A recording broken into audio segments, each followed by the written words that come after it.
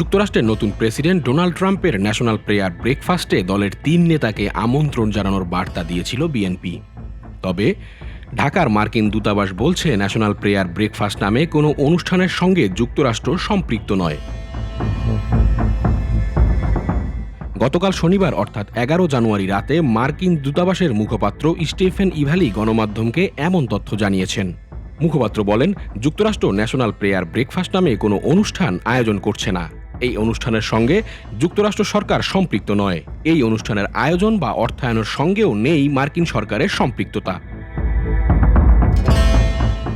এদিকে যুক্তরাষ্ট্রের নতুন প্রেসিডেন্ট ডোনাল্ড ট্রাম্পের ন্যাশনাল প্রেয়ার ব্রেকফাস্টে আমন্ত্রণ পাওয়ার তথ্য গত শনিবার বিএনপির মিডিয়া সেলের সদস্য খায়রুল কবির খান গণমাধ্যমকে জানান। তিনি বলেন, গত শুক্রবার অর্থাৎ ১০ জানুয়ারি দলটি আমন্ত্রণপত্র পেয়েছে। খায়রুল কবির খান বলেন, ডোনাল্ড ট্রাম্পের ন্যাশনাল ব্রেকফাস্টের জন্য বিএনপির ভারপ্রাপ্ত চেয়ারম্যান তারেক রহমান, মির্জা ফখরুল ইসলাম আলমগীর ও স্থায়ী কমিটির সদস্য এবং চেয়ারপারসনের ফরেন অ্যাফেয়ার্স অ্যাডভাইজারি কমিটির সদস্য আমির খসরু মাহমুদ চৌধুরীকে আমন্ত্রণ জানানো হয়েছে। আগামী ৫ থেকে ৬ ফেব্রুয়ারি ওয়াশিংটন ডিসিতে ইউএস কংগ্রেশনাল কংগ্রেসের নেতৃত্বে ন্যাশনাল প্রেয়ার ব্রেকফাস্ট অনুষ্ঠিত হবে।